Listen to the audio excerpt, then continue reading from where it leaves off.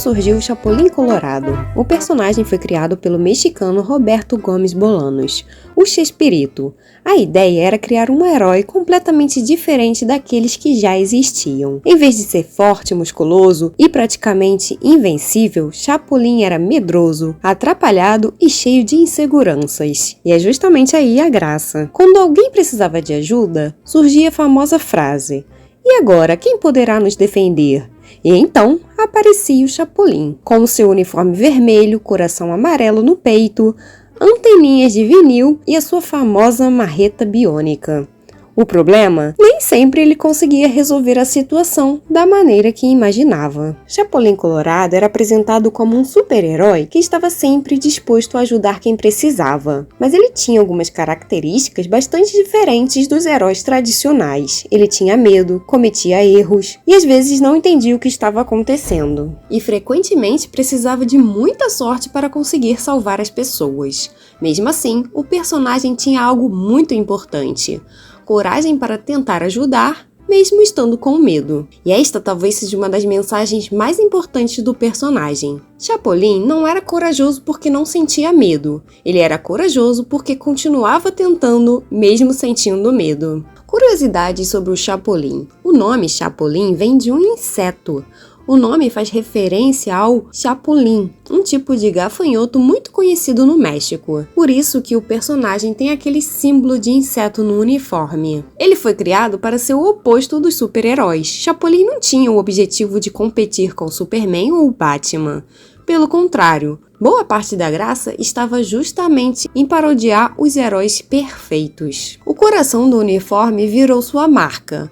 O uniforme vermelho com o coração amarelo tornou o personagem imediatamente reconhecível. Mesmo sem precisar dizer o seu nome, bastava aparecer o uniforme para todo mundo saber quem estava chegando. A famosa astúcia era uma piada. Chapulín frequentemente dizia: "Não contavam com minhas astúcias", mas muitas vezes sua suposta astúcia era simplesmente uma mistura de sorte, confusão e improviso. Durante suas histórias, Chapulín enfrentou situações envolvendo fantasmas, monstros, bandidos, piratas, extraterrestres e personagens históricos. Isso permitia que o programa criasse histórias completamente diferentes uma das outras. Depois do enorme sucesso de Chaves e Chapulín Colorado, Roberto Gómez Bolanos criou uma nova fase do seu programa de humor. Em vez de apresentar apenas um personagem, o programa reunia diversas esquetes. O Clube do Chaves, quem é que lembra? E nela contava Chaves, Chapulín Colorado, Doutor Chapatim, Chaveco, Pancada, Bonaparte, Dom Caveira e Vicente Chambão.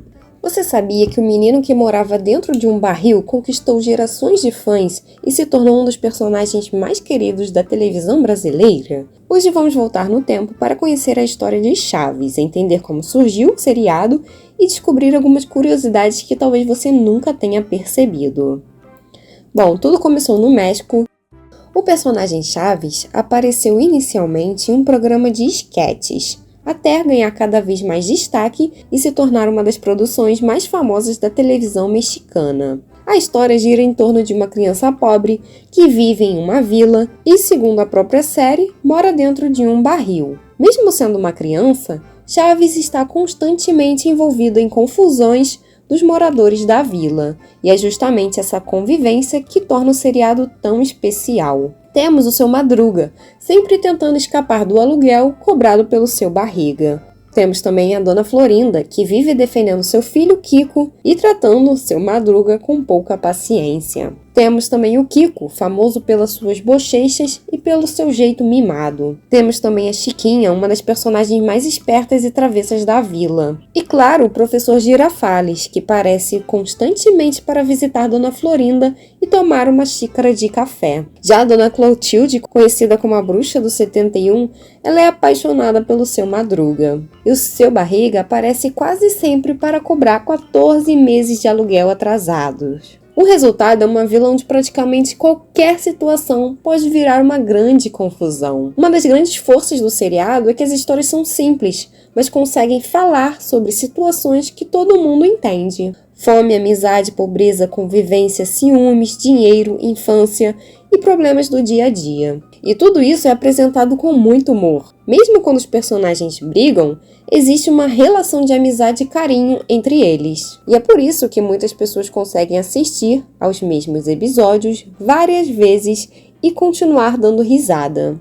Uma das maiores curiosidades é que o barril não era exatamente a casa do Chaves.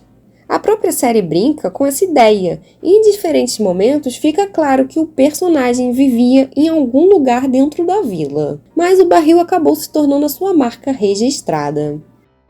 Uma outra coisa que chama bastante atenção é que o Chaves era interpretado por um adulto. Embora os personagens fossem crianças, Roberto Gomes Bolanos já era adulto quando interpretava o Chaves, assim como a atriz que interpretava a Chiquinha e o Kiko. A caracterização, a roupa e principalmente a maneira de falar ajudavam a criar uma aparência infantil aos personagens. E o Kiko, gente, não era filho do Seu Madruga. Apesar das constantes interações entre os personagens, Kiko é filho de Dona Florinda, enquanto o Seu Madruga ele é o pai da Chiquinha. E essa relação familiar ajudava a criar boa parte das confusões da vila. Seu Madruga ele devia muitos meses de aluguel. A famosa dívida do Seu Barriga virou uma das piadas mais repetidas da série.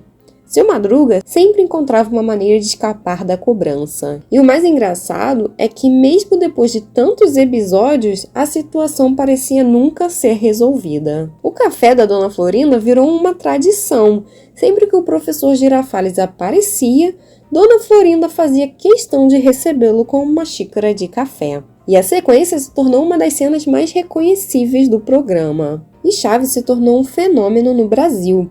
O seriado começou a ser exibido pelo SBT na década de 1980 e rapidamente conquistou o público brasileiro. Durante décadas, os episódios fizeram parte da infância de milhares de pessoas. Frases, personagens e cenas se transformaram em referências populares.